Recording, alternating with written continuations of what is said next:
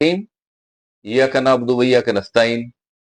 मैं Farooq Rashid FR news के साथ आपकी खिदमत में हाजिर हूं। आज दो तीन बातें करेंगे आपसे। मौजूदा जो भी मामला चल रहे हैं उनसे थोड़ी हटके करेंगे। अच्छा, पहली बात तो मैंने करनी है नवाज शरीफ के हवाले से। मियां साहब, इलेक्शन के बाद पोजीशन ये बनी कि फेडरल में गवर्नमेंट पाकिस्तान मुस्लिम लीग की बनेगी, मियां साहब वजीर आजम क्यों नहीं बने? एक तो ये सवाल है। अगर शहबाज शरीफ साहब वजीर आजम बनते हैं तो मियां साहब के पास तो बहुत ज्यादा तजर्बा था इंटरनेशनल पॉलिटिक्स का, उनके तल्लकात भी बड़े अच्छे थे। उनके प्रोजेक्ट देखें, पाकिस्तान मोटरवे देखें, इसी तरह ये CPEC के प्रोजेक्ट देखें, लोग उन पर रिलाय भी करते थे। एक तो ये समझ में नहीं आ रहा कि वो क्यों नहीं बने पाकिस्तान के वजीर आजम, और अगर उन्होंने नहीं बनना था तो क्या ये अच्छा नहीं था कि वो फेडरल में गवर्नमेंट ना बनाते और पंजाब को मजबूत से मजबूत तर बनाते, ताकि आने वाले इलेक्शन में इनको पंजाब में हद से ज्यादा कामयाबी मिलती और इन्हें किसी के साथ अलायंस ना करना पड़ता। अब आ जाए शहबाज शरीफ साहब की तरफ, जो हमारे मौजूदा वजीर आजम हैं, वो भी पाकिस्तान मुस्लिम लीग से हैं।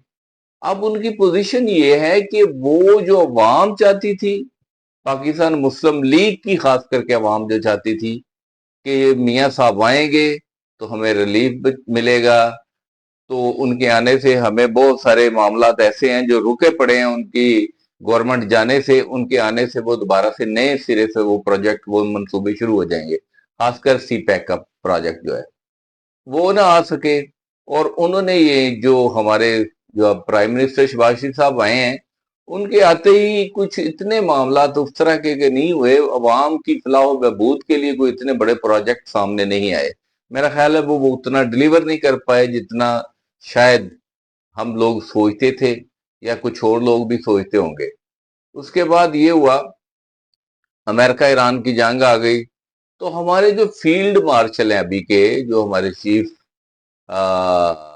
ऑफ आर्मी स्टाफ हुआ करते थे, फील्ड मार्शल आसिम मुनीर जो हैं, ये जो इंडिया से हमारी जंग हुई वो वाजे पाकिस्तान ने लड़ी। आसिम मुनीर साहब को बहुत क्रेडिट जाता है, उससे हमारा मोराल बाहर की दुनिया में बहुत बूस्ट हुआ और हम भी बड़े मुतमिन हुए उससे। पाकिस्तानियों को भी पता चला भी हम एक ताकतवर कौम है, हमारे पास जो सपा है, हमारी जो आर्मी है, फजाइया है, वो बहुत ताकतवर है, और इससे हमारे जो सख्त सर हैं वो फख्र से बुलंद हुए।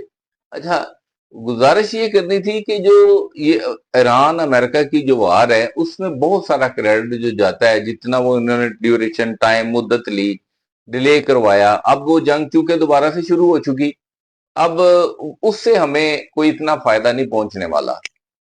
तो पोजीशन वही, जो मैं पहले कहता हूं कि वही चाल बेडंगी सी जो पहले थी सो अब भी है। तो मेरे ख्याल में शहबाज शरीफ साहब वो डिलीवर नहीं कर पाए जो उन्हें करना चाहिए था। अब उसका खमियाजा जो है वो तो भुगतना पड़ेगा, वो पाकिस्तान मुस्लिम लीग के तमाम लोगों को भुगतना पड़ेगा।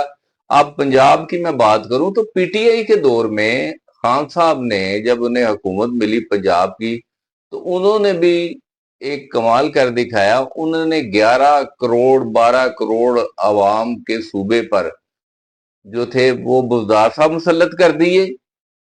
और अब वो जो PTI के हमारे दोस्त हमें अब्यूज करते हैं, ये जो हमें गलत समझते हैं, उन्हें ये नहीं पता कि 3 साल दौर जो था उसमें कितनी यूथ को नौकरियां मिली।